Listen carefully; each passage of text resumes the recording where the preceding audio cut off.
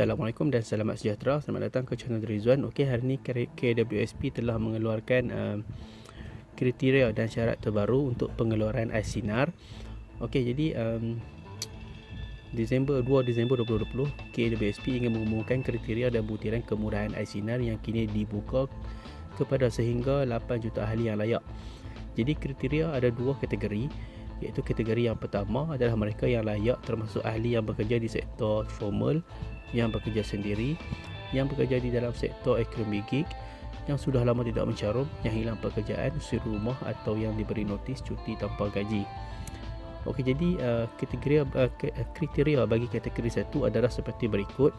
Ahli yang tiada caruman dengan KWSP sekurang-kurangnya selama 2 bulan berturut-turut semasa permohonan. Okey, jadi suri rumah bolehlah untuk memohon iSinar ni. Okey, jadi yang kedua adalah ahli yang masih bekerja tetapi telah mengalami pengurangan gaji pokok sebanyak 30% dan ke atas selepas 31 Mac.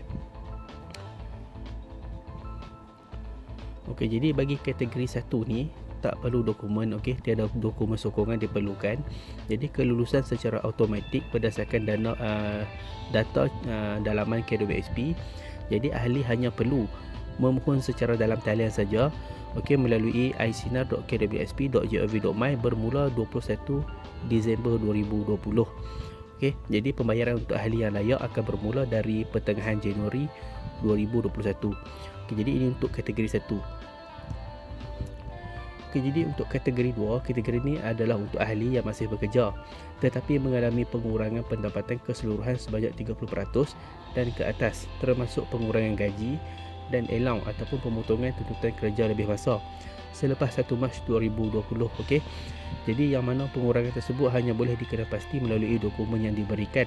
Jadi untuk melancarkan proses pengesahan, KWSP memerlukan dokumen sokongan daripada ahli, iaitu slip gaji sebelum dan selepas pengurangan pendapatan ataupun notis pemberhentian ataupun pemotongan elang dan ataupun tuntutan kerja lebih masa.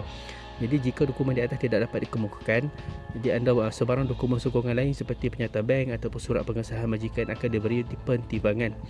Okey, jadi bagi kategori ini ahli boleh memohon secara dalam talian melalui isinar.kwsp.gov.my bermula 11 Januari 2021. Okey, jadi untuk memastikan permohonan dipertimbangkan dengan perinci, status permohonan akan dimaklumkan kepada ahli dalam masa 2 hingga 3 minggu selepas permohonan dibuat.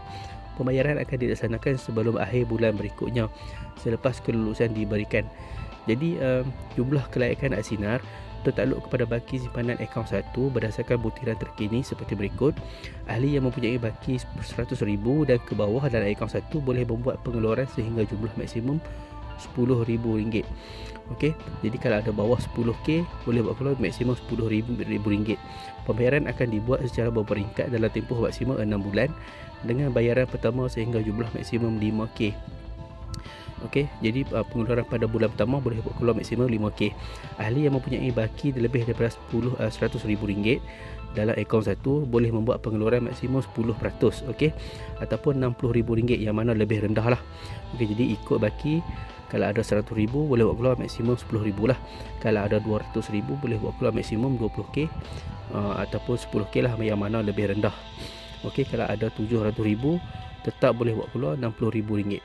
Okey, daripada akaun 1 pembayaran akan dibuat secara berperingkat dalam tempoh maksimum 6 bulan dengan bayaran pertama sehingga RM10,000.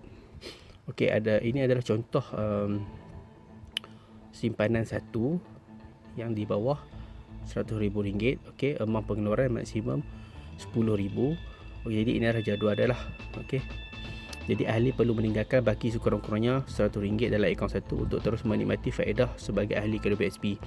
Jadi contoh kalau baki akaun 1 ada RM4,500, ahli boleh buat keluar maksimum RM4,400, tinggalkan baki RM100. Kalau ahli ada 10k dalam akaun, ahli boleh buat keluar RM9,900. Okey, jadi kalau ahli ada 70k dalam akaun boleh buat keluar RM10,000. Okey, jadi maksimum pembayaran pertama 5k. Seterusnya kalau anda buat keluar 10k, bulan pertama 10k, bulan kedua 1k, bulan ketiga 1k, seterusnya lah sampai cukup 10k. Okey, jadi itu adalah jadual pembayaran lah. Jadi untuk yang simpanan akaun lebih 100,000 boleh buat kalau 10% ataupun 60k, ikut yang mana lebih rendah lah. Okey, kalau 100k boleh buat kalau maksimum 10k. Kalau ada 500k maksimum 50k. Kalau 800k maksimum 60k.